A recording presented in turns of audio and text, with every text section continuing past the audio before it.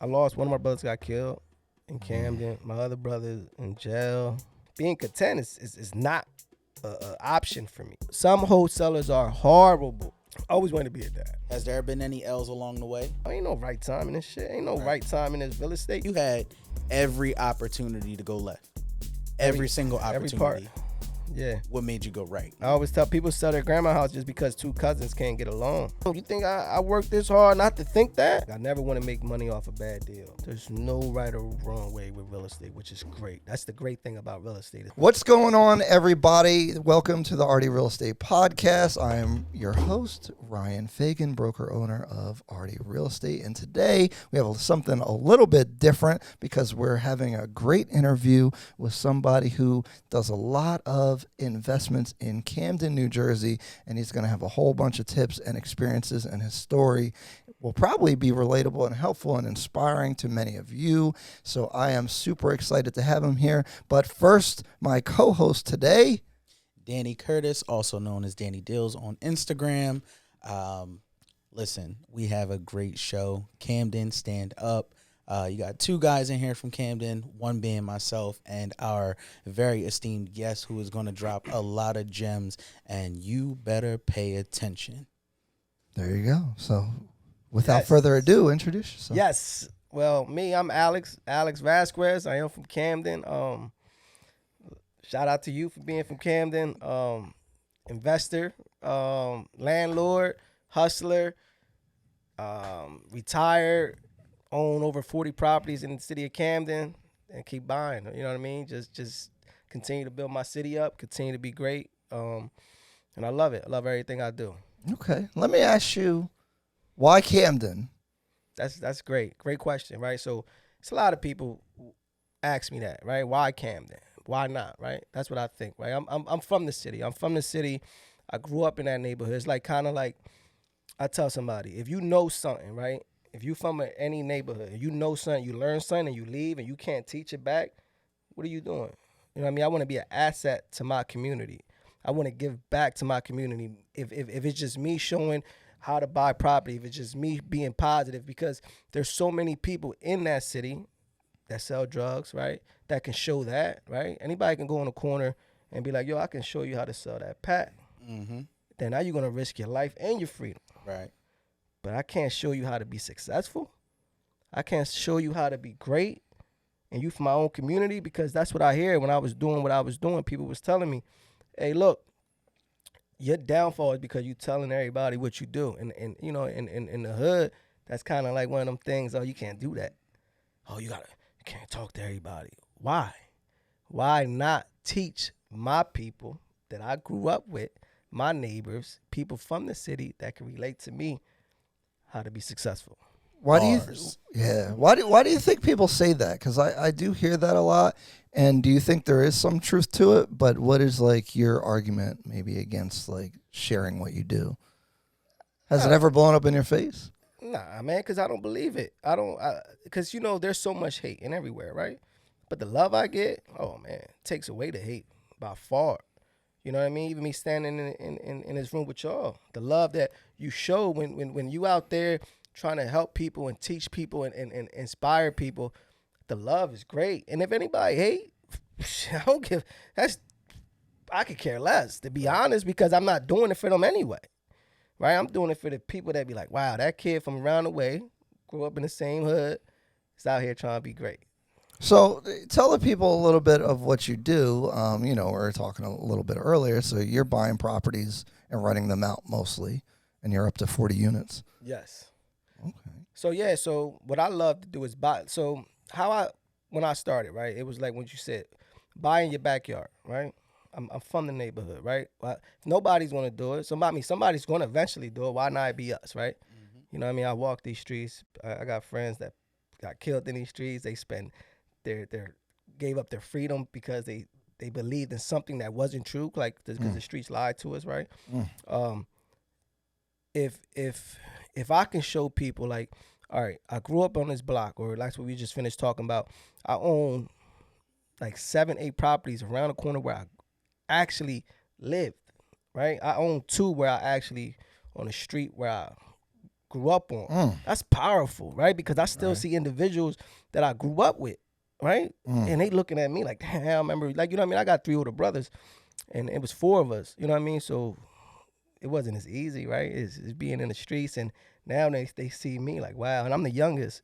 To see me doing it, now it's something like they know it's real. Because I'm walking it, I'm proof. Right. You know what I mean? It's proof now, right? So it's kind of like that. So I love to show it, knowing that people know that it's real, especially when I do it in my own hood, because people see me grow up. I'm not just on the camera on Instagram and be like, and people like, man, you grew up rich. No, I didn't, because people could tell you if I did. I didn't. You know what I mean? I grew up in the same hood everybody else from Camden did. It just I just had that little switch that hit a little quicker to me. So how long, being from Camden, I already know how it is, right? You start getting that success. A lot of people don't believe. How long did it take for your people to believe in you and what you were doing and the vision that you had? Oh, that's good. It didn't take long, right? Because people already knew the type of person I was, right? It's kind of like if you say you're going to do something and everybody already know you're going to do it, it's kind of hard not to believe it because you've been shooting 100, right? You've been batting 1,000, right? So for me, it was one of the things is every time I put my mind into it, it was going to go, right? I remember having a conversation after I bought my first property. I was telling one of my homies, I was like, look, I'm about to start buying properties. I didn't think it was going to go like this. I took off crazy in the past year. But it was one of them things is that I knew I was going to be successful. I just didn't know exactly how, just finding that niche, and then I just went off. So what was that turning point? What made you say real estate rather than anything else? That's people, I don't know, right? Because nobody that I grew up with was doing it. Right. I didn't see it. Really? It wasn't like I was going up the block and people was like, yo, we buying mad blocks, houses, yo, do it. I'm like, it just made sense. I don't know how I heard it, but it made sense to me. After you own something, you can rent it out, you can pay, and then property value goes up. It just kind of made sense. And then Rich Dad, Poor Dad, which, you know what I mean, I think is the Bible for real estate. Knowing it's not a real estate book, but it's more of a mindset. It's kind of, for us, it's changing your mindset, the way of thinking. So when I started thinking that way of investing the right way and working, I was, you know what I mean, I've been a worker my whole life, a truck driver. And knowing that cannot define me forever, like being a corporate truck driver for the rest of my life was one of them things is that I was like, I can't. This has got to be something else. And real estate was something that I fell in love with. You know what I mean? Like I tell people, some people don't like real estate, they just do it. I love it. I really do. In high school, how would people have described you, and would they believe that you're doing what you're doing now? Ain't no way. Ain't no way.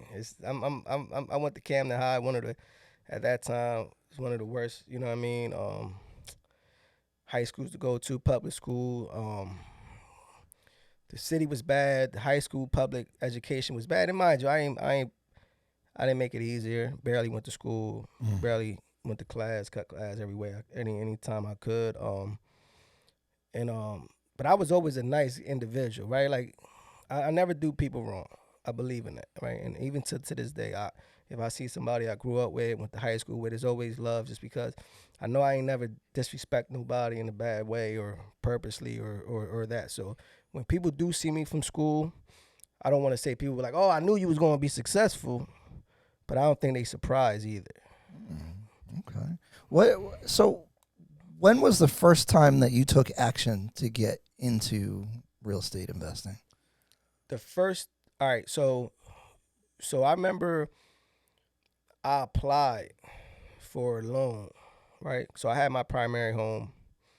I already was renting out the house. So I moved, when I was 19, I moved with my wife. I had my oldest daughter, and I bought a house in Camden. I was 19, I got approved. I had a little warehouse job, and I was gonna rent, and I didn't, because, you know, it's kind of like the lack of information, especially in the hood, right?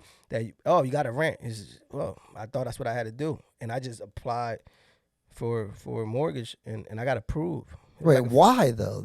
I really want to, like, what was in your, because to do something different, usually that information has to reach you somehow. So like, why do you think you were like, you know what, let me apply for this loan? Nah, it was like my mom just mentioned it. So my mom was, she just had moved and she had a real estate agent. She like, why you just don't try to get a house? And I'm like, oh, because I don't think I can. That's just lack of information. We could, right? Yep. I was 19, right? We ain't have no credit yet, but I wasn't going crazy, right? I had a nice little decent job, warehouse job, probably paying $7 an hour. Got approved for a $50,000 house. Bought it. I was had my oldest daughter and my wife, and I moved out of there 10 years. No, I think I lived there like eight years, and I moved, and I kept that house. And I don't even know why it made me keep. I remember just being in the house because I was about to move, and I'm like, I'm not gonna sell this house. I'm gonna keep it. Just because I just felt it. I don't know. It's like, this real estate guys, y'all understand. It's kind of like something that you can't kind of train, right? Either you could train all types of different parts of the real estate, but the thought of how we look at it is different. So, and I was like, you know what, I'm gonna keep it, and I kept it for 10 years. Was rented out. I wasn't probably making like $300 a month. I went to apply for another loan. They denied me like 3 times. And I remember that the last time when I went, they approved me. I felt like I hit the lottery because I knew I was going to take off. Like I said, I didn't think it was going to be like this. But when I seen that pre-approval, I called a realtor, and that was it.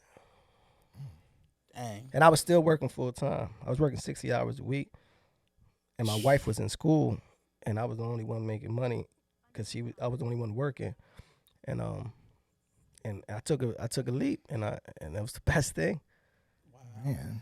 So going from that first house and that experience that you had, not really making that much money, only getting approved for that $50,000, which was like a springboard for you, right? You keep that house, you're renting it this entire time. What did that teach you as a landlord, over that 8 to 10 years of you renting? Like, it didn't really. I mean, I remember putting that extra money on the side. I didn't really do nothing because the house was mine, so it was taken care of. So the tenant that was there was just really didn't need that much. So little small things, which me and my dad would go over there and fix. So, but I always thought if I was making $400 a month or something like that, I'm like, imagine I had 10 of these, right? That's when it clicked. Imagine I had 10 of these things. Imagine if I got 15. That's when it was like, all right, this could be freedom. Right, and then also educating myself with these podcasts, listening to podcasts and audio books, and learning the game was like, oh, this can be it, and then start going, and it's where we at now. When you're looking for a property, what are you looking at? It's all variables for me. It's kind of location, condition, area. I'll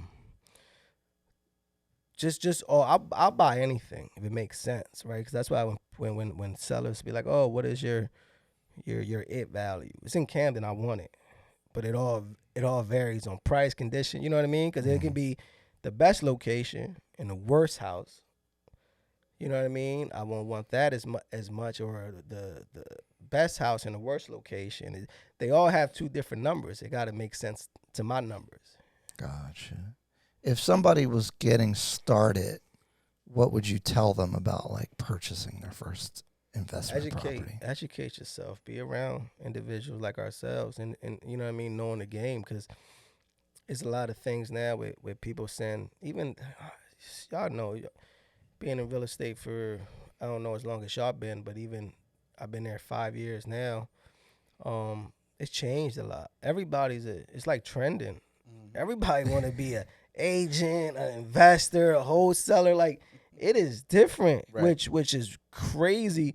That's how prices go up. That's how people lose a lot of money because they don't know their numbers. And I made a video today of how when I get somebody to send me a deal and the numbers are so off. I saw you. Yeah, the numbers are so off, and I'm like, where do you get this? Where you get this at? Like, how do this make sense? But people don't care. They just want to be a landlord, which, you know what I mean, eventually, not saying it is, but when they get underwater, they're going to call me and I'll buy it for half the price. All right. How do you feel about wholesalers? Wholesalers ass, you know. they listen, shout out to all my cool ones, which we talk. But them wholesale, and I get it, it's a business. right?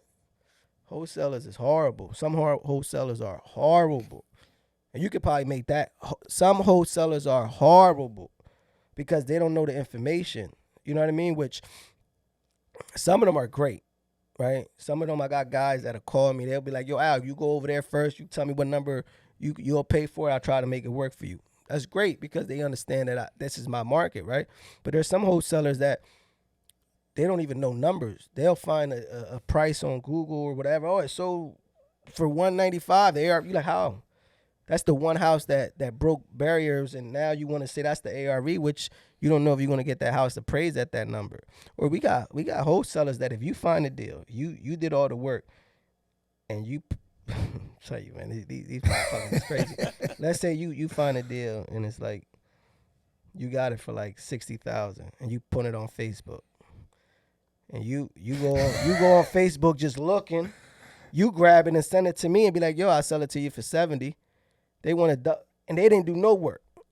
The double wholesale. Ain't that? No, I don't mind if you do work, but if you do no work, like I was at lunch with this guy. There's another investor that I real cool with, and we talking. He had sent me a property to buy, and I was like, I didn't want it for whatever reason, and I was like, yo, you dealing with this wholesaler? He was like, no. I'm like, yo, your property's on. Somebody send it to me. It's like, no way. I showed him. He was like, ain't that crazy? It's not under contract. He just had it posted on Facebook. Somebody ain't that? Wow. I was like, see, now it's getting out of control. Mm-hmm. You're just trying to make 10, 20 grand just because you found a post before somebody else. So if you do the legwork, like if there's good wholesalers, you do the legwork, you put in all the work, you do all the marketing, you pay your dues, and you want to make some money, please do. You need an assignment. I think you deserve it. You find a deal, makes sense. I buy a bunch of properties off wholesalers. I'm not saying they all bad. But some of these new ones, man. Just for the audience, a wholesaler is someone who is putting a house under contract. So they're saying that usually they're telling them they're going to buy the house, and then they'll sell the contract to an investor who will close on the other end. So they're making money to find the deal, usually. Yeah. So. Besides wholesalers, where does most of your inventory come from? All over, man. I'm private sellers, wholesalers, Zillow, on the market, off market. I'm active. Meaning right. I tell people I buy houses. I always tell people and that's the thing I was saying earlier. People be like, oh, don't tell people what you do. Ain't that the dumbest shit you can hear, right? Don't tell people what you do. Why? Mm-hmm. What I do for a living, I need to continue it. So I need to tell people. I'll tell everybody. We can be at the grocery store. Hey, can you pass me them grapes? Also, I buy houses. You know what I mean? Why not? Right. Let's start a conversation because I get deals like that. You know what I mean? Conversating with people. Yo, I buy houses. I get so tired. That's like that Grant Cardone thing. Like, get somebody so you get. It's never too much, right? Mm-hmm. So people be like, oh, you don't want to be too much. That makes no sense. Coca-Cola is too much. You still drink it. Right. Got to make sense somehow. Right. What's been your biggest challenge? My biggest challenge is it's not that trusting people, because I do trust people. I got a bunch of partners now, which took my business to another level. But that was a challenge. Letting responsibility go, you know what I mean. Trying to be control and everything. It's kind of because it's your baby, right? It's a business that you want it to continue to grow, and knowing that you got to depend on other individuals for it to grow could be challenging, right? Because everybody's not going to move the way you move and work the way you work and tend to lack off, and when you won't go. But I got lucky enough to get a bunch of killers with me, man. Investors, like-minded people that all we want to see all of us is succeed, and that helped me out a lot. So that was one of the biggest challenges, just being like, I remember one of my guys was like, yo, you going too much. Like, you trying to fix properties, you trying to buy properties, you over here trying to talk to people, you going to network with, you going to blow yourself out. And I'm like, you're right, I can't lay floors down and look for deals. You know what I mean? I can't lay floors or paint the wall and try to meet up with with sellers and wholesalers, and it's hard that I try to do everything at once. So letting go of some of that was the game changer for my business to continue to grow. So where'd you had to put the focus of what you do in your business? Where's that focus at now? What I like, so I tell my guys, right, the guys that I deal with, we all have superpowers, right? We like the X-Men team, right? So we all have good things and bad things, like you know what I mean. Wolverine, he can heal. Storm is the weather.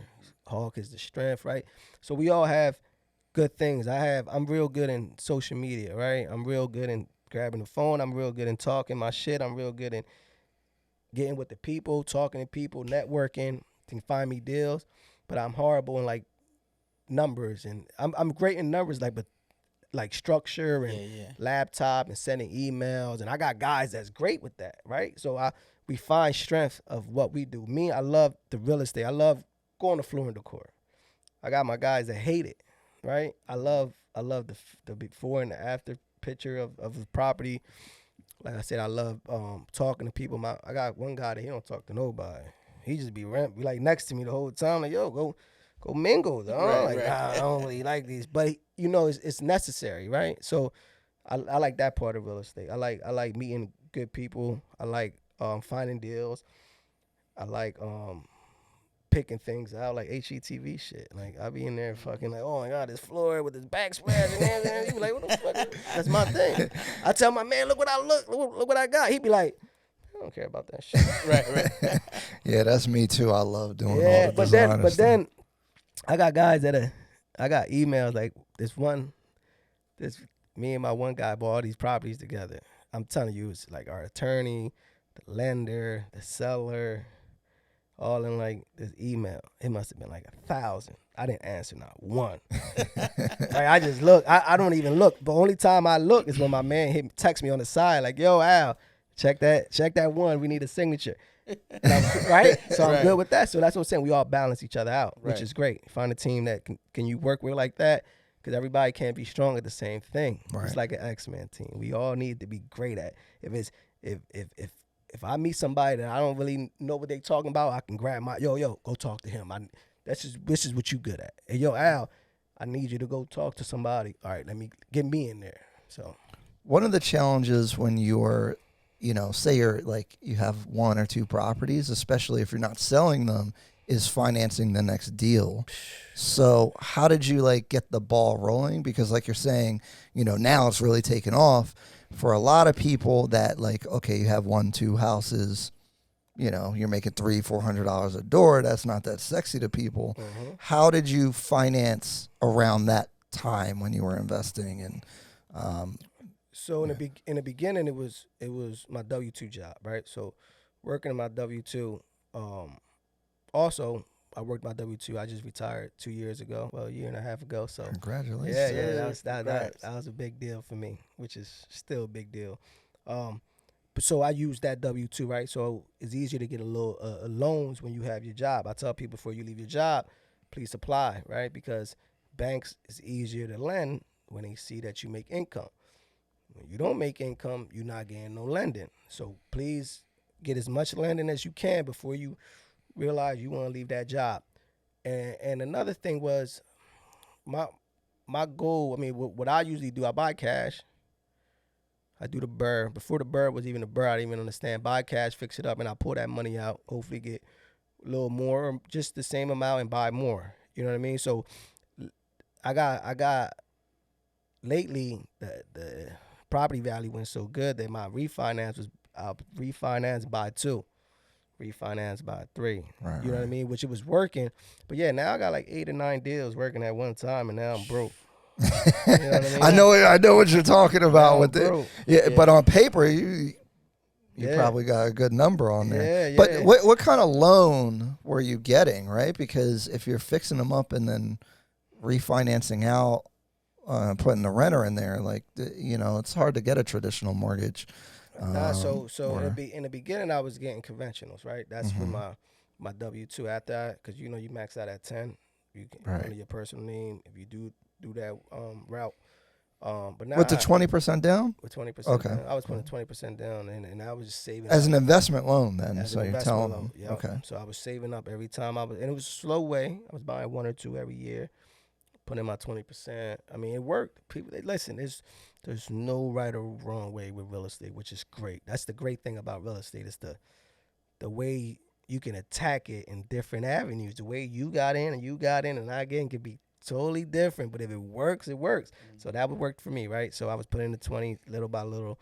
Now I'll buy cash and I refinance out. So I don't use hard money, which I have before, but I don't really use hard money in the beginning because I like to fund my own deal.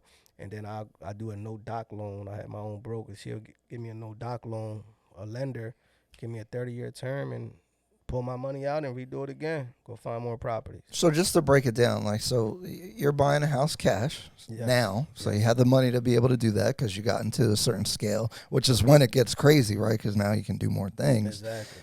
But now what you're doing is buying the property, fixing it up, put the renter in there, and then you go to the bank and get a loan against the house. Correct? Yep. So can you give me like an average deal, like just rough numbers on what that would look like All for right, somebody? cool.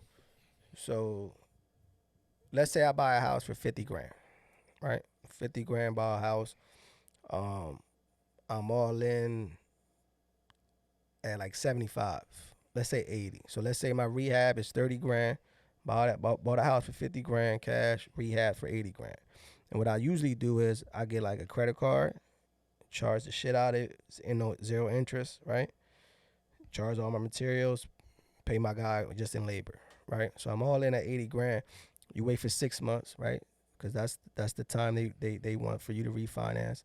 So 6 months after that, I'll get an appraisal in there, right? So now I'm all in at 80 grand. I get an appraisal in there. Hopefully my property is worth 100 grand to pull out kind of like my 80 at Right. 80% of the ARV. Free house. Free house. I'm zeroed in, right? So let's say for easy numbers, let's say I don't make no money. Let's say it appraised for 110. They give me back my 80 grand.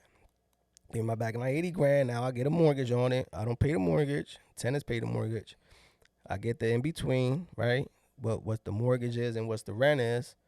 And then I get my 80 grand to play with it again, right? So let's say you do 2 or 3 refinances every a month. You know what I mean? You constantly able to buy because you all we doing is recycling the money. Right. Some people don't understand. Oh, you got this. No, we just recycling the money the right way. And that's the problem is of different investors. Some investors, you get that money and go crazy. They take the money. Yeah. Yeah, then they can't re-up.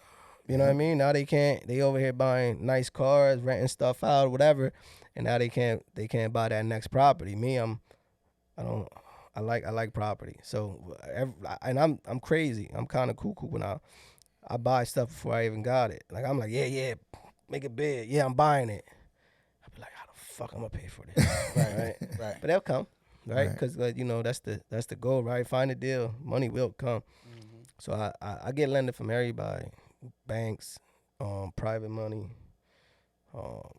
It's nice once you have a track record. Yeah, because it makes sense. People know. Yeah. And my word is like we mentioned earlier, my word is heavy. So I like good business, right? I want to continue good business. So if good business come to me, I'm gonna make sure it's gonna continue the right way. So we both can win. It's not a one win, one lose, right? Right. It's like Monopoly is such a lie because it's only one winner. Now in my Monopoly game, we all win. Right. So the strategy that you're explaining when you're trying to actually make some money from the real estate, it's a volume game, right? So obviously you're up to about 40 properties now, so volume is there. Before you started to hit your stride and build your team and get to that value and take off, like you said, within the last year, how, like, where we from is called the flip, right? So you come in, you get that 80, get the 100, flip, boom, boom, come back. You keep on re-upping on your product. Now, when you were exactly what it is. Exactly. So when you were in those periods, right, of like, okay, before the next re-up, were you holding on to your 9 to 5 to keep everything else steady? I was. Okay. I was in the beginning, right? Because discipline is what people don't have also. I understand how this thing works, right? Like my family got to be taken care of first, right? Mm-hmm. Meaning that's priority. So I needed to work just to make sure, even though I worked 12 hours and then I go work on these properties for 4 hours. I was working 16, 17 hours a day. Oof. I was sleeping like 3 hours for like the last 4 years till I left Coke. And people used to be like, oh, you're doing too much, which whatever, we here and there because I believed, you know what I mean? Like that's why I post videos now of like if you ever follow me on Al Camden Reynolds, you'll see I post videos of when I used to work and it'd be early in the morning. I used to make videos. I'm like, I'm gonna get out of here one day. And it was as you say it out loud, some people probably like, that's crazy. I believe, you know what I mean? That was that. So it's discipline, right? It was kind of like if I get this money, right, and I refinance, and I remember my contractor one time, such a good guy, but I was explaining how I do the work, right? So we did a refinance, and he was like, man, Al, it's crazy. I mean, he's like, the more I'm with you, he's like, I'll be learning without you teaching me, is because you make this money, right, to refinance, and you never talk about what you're going to buy yourself. You always like, oh, man, I got to put this money to work. Oh, I got to do this. I got to look at this other property. Like, and sometimes he's with me, you know what I mean, seeing 2 or 3 properties a day. And he's like, as you get money, and I'm like, because the goal is never money. It's freedom, right? Like, what were you doing? Money is just dead presidents on there, right? Like, this, it's not, the value of money is not what it used to be, or it never was. Like, freedom and time is huge to me. So when me leaving my job was such a big deal, is that me buying properties was giving me freedom. And then when I get my refinance back and I get that liquid to buy more, I don't never look at it like, oh, I need to buy a new car, I need this. I'm like, where can I put this to work? Because I'm not going back to work. You know what I mean? This real estate ain't work for me because I love it, but I'm not going back to work. I need this to go to work. You know what I mean? So that's discipline is a huge thing in my business, because people can lose that money real quick. So it's great that you said the discipline part, right? Because you got the 9 to 5 working, you got the real estate thing going, 12 hours on, 4 hours right after that on the real estate thing. But like your dad, your hat says, you're a girl dad, right? You mentioned it earlier, you know, having your firstborn way back when, and obviously, you know, having to still have your family, raise your kids, all that kind of good stuff. How did you balance both of those things? It's a hard thing to balance, to be honest with you, because I always tell, like, my oldest is 21 now. That's my baby, right? She didn't spend as much time as my little one is, right? And that's just the way it is, right? Like, but at the same time, like, my little one I could pick up from school. I never picked my oldest up or my middle one, right? I got 3 girls. But I get to witness, I get to be around her a lot more now when she's older. Like, we can go bar hopping, right? We can do happy hour. And that's a great feeling, right? We go on vacation, right? I can pay for any vacation you know what I mean, we go with. Like, that is, like, it's like I had a sacrifice in the beginning, right? But some we had to, right? Sacrifice is necessary, because being content is not a option for me, right? Because I could continue to work, and then I would never been able to retire, or I still be working now, and I can't really spend as much time with my oldest now anyway. Like, but you had to believe and be disciplined to do it. You know what I mean? Right. It's like I had to believe, and I had to tell myself that this sacrifice is necessary, but it's not necessary if nothing comes out of this. So it gotta work, and it did. You know what I mean? So it takes a lot for you to balance it all, but when you do and it makes sense, it's like, all right, that's why. Do you think having wife and kids at, you said 19, right? 19. Do you think that helped you or gave you an advantage? No, it did. Me, right? I ain't saying everybody else, because, you know, you have people that don't care, that baby dad problems, just stop. But me, my oldest got me, you know what I mean, to I always wanted to be a dad, right? Like, I feel like that's first, right, for me. And being a husband, a great wife, it's like, that's what I always wanted, right? I wanted a family, right? I wanted to be a family man. I wanted to take care of my kids, my family. But it definitely made me go at it differently, meaning I wanted it more because it was not just me now, right? Because we can be failures and be like, oh, but for me it was like, nah, like my girls need more than just me going to work, like.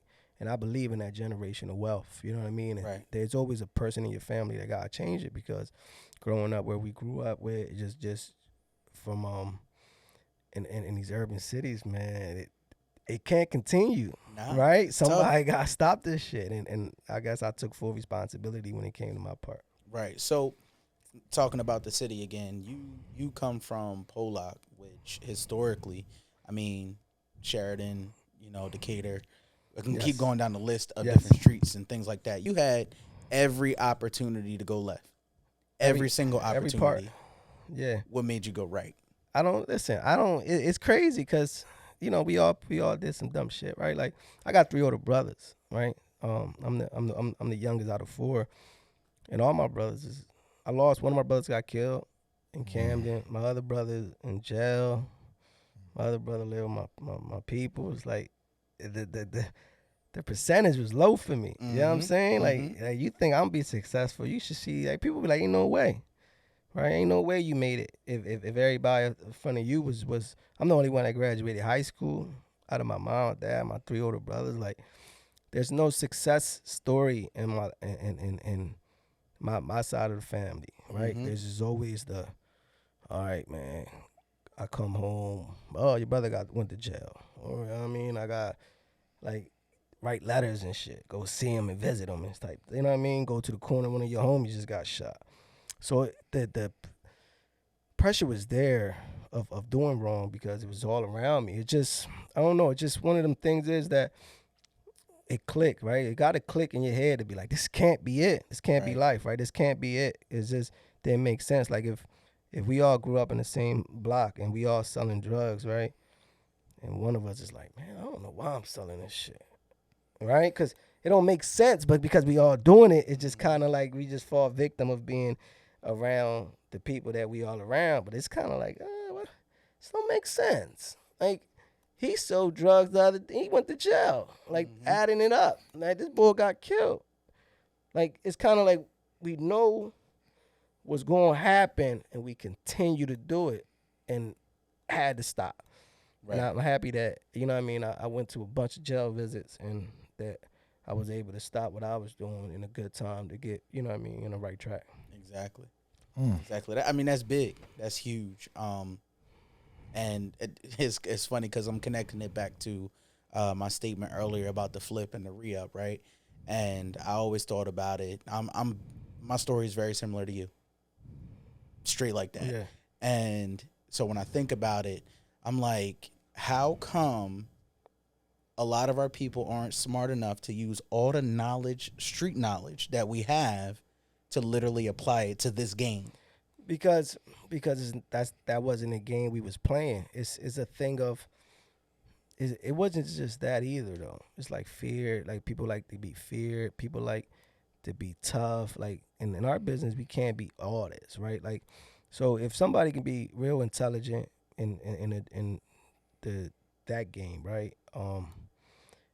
They could probably be real intelligent in real estate, but the problem is their mentality ain't changed. Right. You know what I mean? Like, mindset is key in everything. I don't care how knowledgeable. That's like somebody that's going to school, right? That's extremely educated, but can't do nothing with it because they was born to be workers. I think mindset is everything. I don't care how knowledgeable you are. I don't care how smart you are. I don't care how much money you have. If that mindset don't change, doesn't matter, because that's how we able to attack what we want, right? Like the thought process that we come in our heads to make it make sense. Like, for me, I'm real big in making sense, right? Like, make it make sense to me, right? Like if you tell me that wall is blue, if you can make it make sense to me, I'm gonna believe you, right? What do you attribute the difference? Are you just born that way? I always think someone gets exposed to something or some kind of information that makes them think differently, right? Because you got you got two or three other brothers, three other brothers. What is it that happen to you that didn't happen to them. You know what I mean? Yeah, Like, which is what weird, right? that? Because I tell people we both got the same mom and dad. We grew up in Right. the same household. It wasn't like we all separated on the weekends, right? Right. We was together. I don't know. It's kind of like it wasn't. It's the hood too, man. Like your environment plays a huge part. It's kind of like that being a follower or whatever. You know what I mean? Because I became a victim too, being caught up in the mix, thinking that's what I wanted to do, and I tell, because it's not just my brothers, right? It's everybody I grew up with. It's not a coincidence, right? Because if you go to a nice school, not in the hood, the percentage is different. It's not a coincidence, right? The environment plays a huge part, and our environment was extremely bad. Right. And my mom and my dad, they was extremely great. So it wasn't parenting, right? My mom and my dad helps me now with my business. So they was extremely always there. It's just that I felt like they became victims in their own environment, which they was never able to shake it off, which Right. some individuals like myself was. And it's not like, it's some of us in the hood that was able to do that. But trust me, the percentage is extremely low. Very. You know what I mean? And Very. then me being in the hood every day and seeing people I grew up with got tons of love. You know what I mean? With people that I'd be like, damn, we play Little League baseball together. You know what I mean? I grew up with you. You see me and you know what I mean? We seen each other in one of the worst times, you know what I mean? Poverty, being, you know what I mean, growing up in these bad neighborhoods. And not just my brothers, which it sucks because I knew exactly how they live, but it's everybody like, man, they ain't never got that click. Right. They'd be like, yo, I gotta start changing up. Like it can't continue this way. So Right. for me, I was able to change up, but I thought differently already, that I knew something wasn't right. This couldn't be it. So Do you ever feel guilt? I feel it's not more of guilty, right? I feel, which I remember telling my wife the other day, I feel that I wish people would have listened more. Like it's kind of like, I got something here, guys. You know what I mean? Mm-hmm. Like something's going all right. Like you know I'm good for what I'm saying. Like I wish I could bring more people. Right. Like people I grew up with. You know what I mean? It's one of them things. Big time. It's like I wish I could have did that, but I can't just because of their mindset. Like I wish I was able to grab more people and be like, yo, you know we can do this together, right? If I can trust you the way I trust you in the streets, we can be good. But the mindset wasn't there for a lot of my people that I wanted to be with me. So that's one of my things, and you can't change somebody's mindset. So that's what I feel. Right. And to add on to that is well, not even to add on, but to kind of throw this out there, see if it ever happened to you. When you start becoming successful, especially being from the same parents, got the same siblings, two different outcomes, and you start becoming successful, the friends around you might have that outcome from a lot of the other percentage of people in the hood, unlike us. You become the ugly duckling sometimes, right? The outcast, and like, well, he think he made it. You know what I mean? Yeah. And it's not even like they don't hate on purpose. Nah, but that's just common. Well, I don't give a fuck. To be honest, I always tell somebody, if you think I'm the shit, because I am, right? Because I don't take it personal. It is what it is. It's kind of like, because I know my struggles, right? We all have our own struggles. We have our own obstacles. There's nobody obstacles easy. And I'm not saying mine's is harder than the next man or easier than the next man or female. It is what it is. But I could care less when somebody be like, yo, Al, you think you got it? You think you, you think I don't? You think I work this hard not to think that? Right. Like you people got to make sense of when they talk. Like, you think I put this much effort, this much energy not to think that? Cool. Right. Because I don't care if you do think I know how hard I work. So that's like if somebody work hard and they wake up like, oh man, I don't got, like, nah, you the shit, right? 16-hour day. Right? You put it in work, right? For years. What's the point of me thinking that I'm not letting somebody weak emotion bother my day, right? Because when I feel great, I feel great. I don't care who tell me otherwise. Right. So how do you manage that, right? So you you were just saying like you wish you could reach back to help more people, and the mindset really is the issue. Like I feel like when we reach back, it's like we got to deal with their insecurities before we can even show them the play. So sometimes you can't even reach back to your crew, right? To the people you grew up, because it is what it is, right? It's one of them things is like you seen the body of work. But now what I do now, 'cause if you see me on social media, I'm real big in inspiring people, right? Because I want to show people this thing is possible. So that is my gift, right? That I feel that I could put a camera in front of my face and be like, look, I just bought this house. This, what I'm going to do. This. Oh, look, this is how it used to look. Look how it look now. Oh, look, I grew up on this block right here. This. You know what I mean? So now, and even being in the hood, like I tell you, I walk these hoods, any hood in Camden, and I'm not no tough guy, right? I'm just around the way, boy. They all show love. They be like, yo, I seen you on here. I seen that you doing it. And that's powerful to me. Right. That's powerful to be in a position that I can inspire people that look like me in the same situations that I grew up with to make them a believer, right? Like to have hope. And I'm not saying that I'm the one that's making them change, but what I'm saying is this is possible. And when I grew up, it wasn't nobody doing what I was doing, what I'm doing. At least that I noticed. Right. But you know what I did notice? Everybody selling drugs, so 99% of everybody else did. Right. You know what I mean? So if I could show somebody buying houses, real estate, hopefully I catch some of them. So what do you do for property management? You rolling up like DJ Envy in that skit with the ski mask? That's definitely exactly what I'm doing. Right. That's Reds exactly, do? Yeah, I even post that joint. Right. He said, I'm coming to you next. Right? Nah, I'm wild. I get cuckoo, but I'm the property manager. How's been your experience with that? And I'm maybe cool, give some tips. Man. I don't know. It all for different people. Some people don't deal with it. I mean, I have tenants that I actually care about. You know what I mean? They're good people. I take care. It's some tenants I can deal without. You know what I mean? But it's a business. Eventually I'm gonna have to hire out because the more units I got, it's not even hire, just better systems. Right.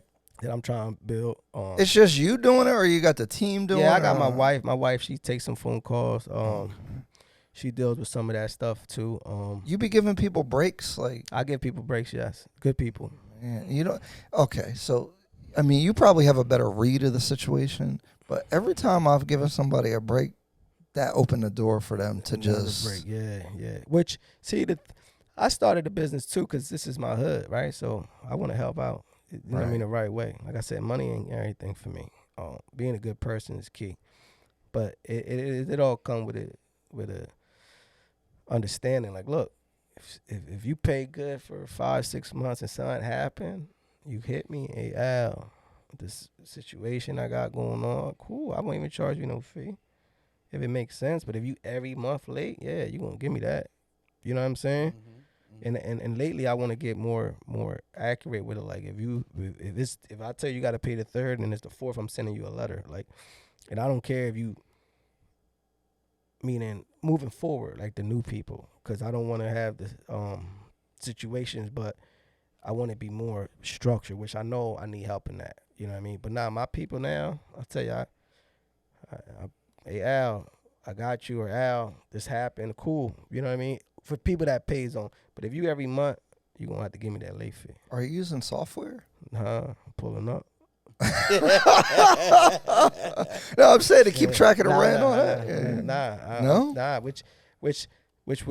What I told you earlier, everybody got different ways of real estate. I didn't think I was going the computers and all that. Email. Everybody wasn't. That's what I'm saying. Like, I didn't think I was going to be like this. My thing was just get in the game, which I tell people now, right? Just get in the game. Find your lane. Find your lane and see where you good at. And then you maneuver, which I need a lot of, like this year, you know what I mean, dealing with a couple of my partners and different people. I need to structure my business a little better. But get in the game and do it the way you do it. And then you learn from other people, right? If you got to play and I can learn something from it, yeah, teach me. I want to learn, right? I could probably learn something from you to get my business better.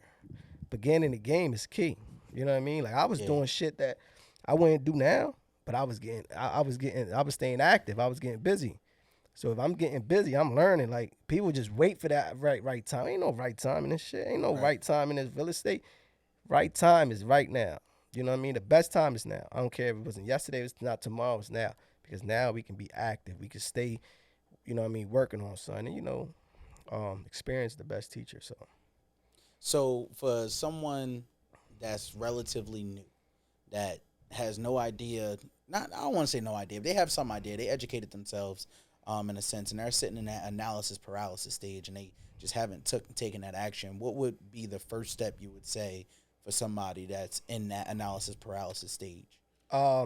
This is like what, after audio books, we're reading books, Rich Dad, Poor Dad, listen to a bunch of podcasts in real estate, right? Understand it a little more. But if you stuck in the middle of should you it's kind of like that ain't going nowhere. Fear is not going nowhere. I don't have less fear.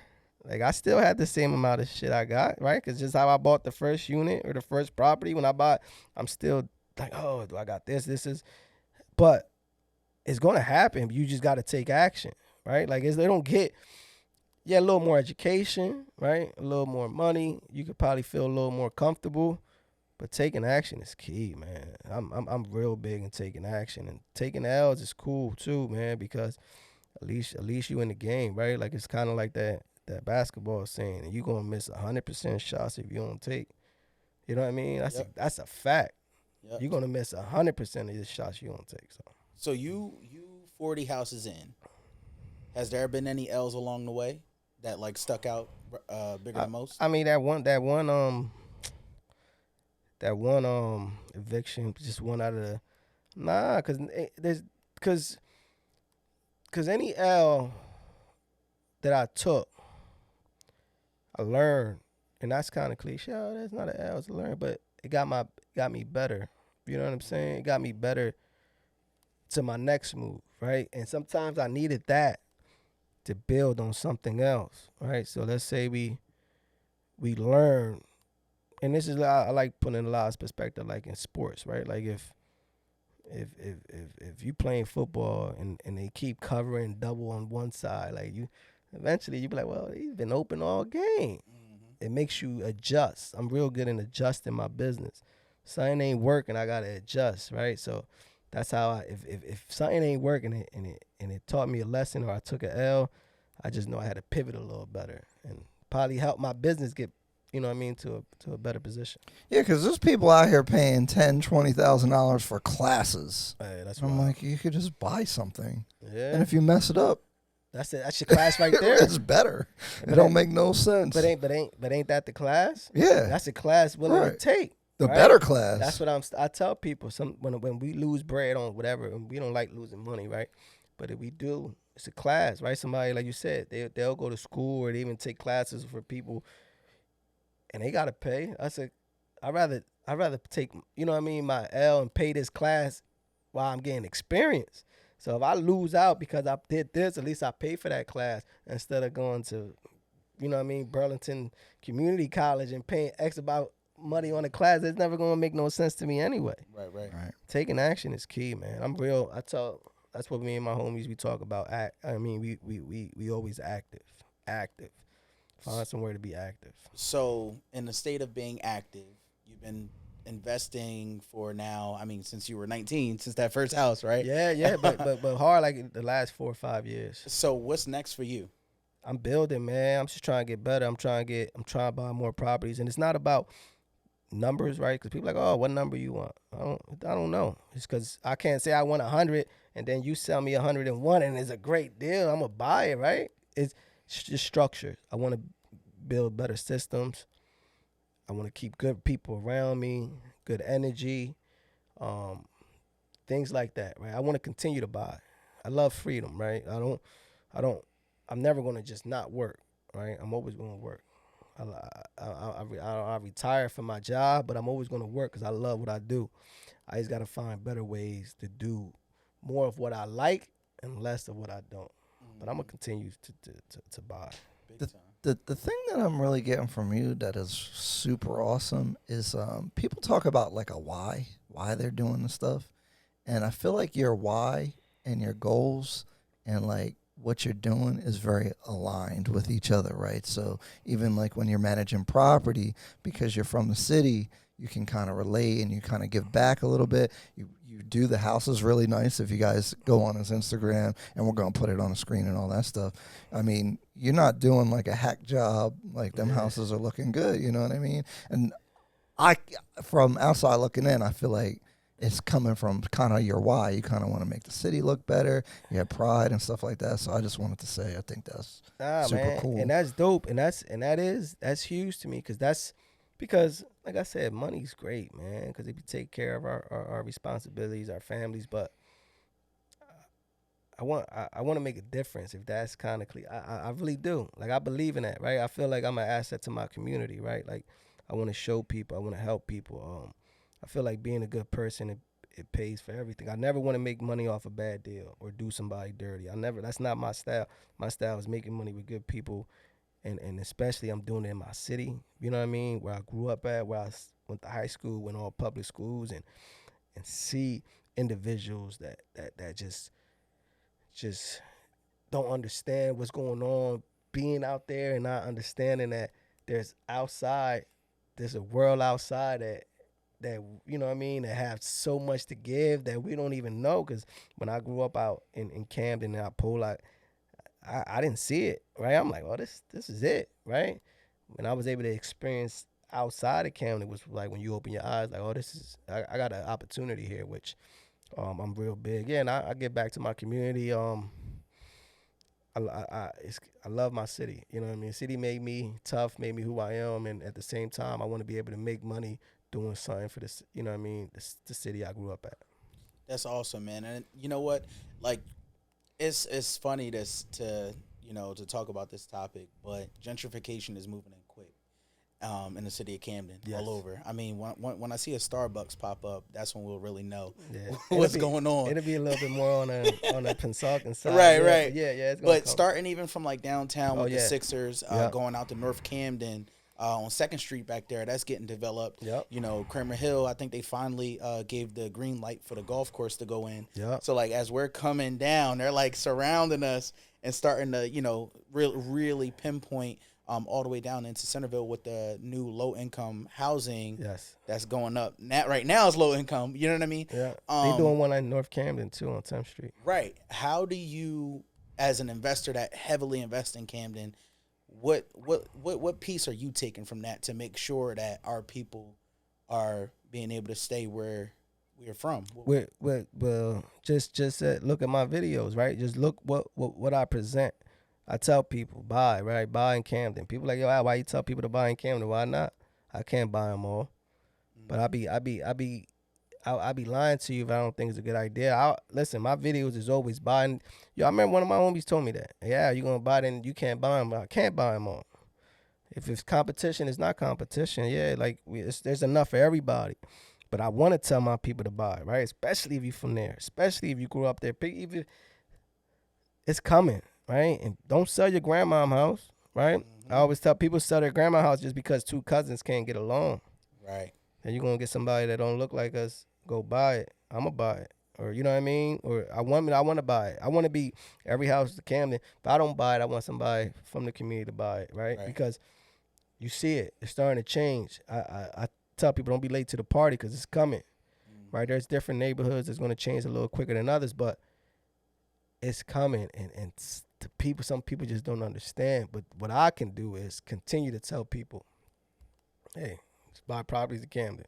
Because if you buy one, I buy one. We just made that block a little better. Right. We all make money. We all just change the city. We paying taxes. The community getting better. What's better than that? Exactly. I like it. My last question is, do you have a crazy story, a funny story, or anything of your time investing and being in the city that you'd like to share? Anything. Oh man, stories every day with me. It's Camden. Like, I mean, going in houses. There's squatters in there. There's, like I said, I just bought a house the other day. I didn't even go check. I bought it. Go out there, ain't no roof. I'm like, damn. So them stories, this is a bunch of them, but I just tell people, man, like, do some education. Educate yourself on what you want to do. Just don't spend your money and to follow the trend, which real estate is the trend right now. Just like, what was that card thing? Cryptocurrency. Oh my God. Oh, Crypto, Turo. Turo, all these. It's all trends, which people love that, right? Real estate is a great investment. It's extremely good. Done great for me. Done great for a lot of my friends. But at the same time, you got to do it proper. You know what I mean? Please educate yourself. Just don't do it just because you feel like it's the right thing to do or the cool thing to do. Absolutely. Ardhi Real Estate Podcast. This is a good one. Leave your comments, share the video, send it to somebody, and appreciate you guys. See you. Sir.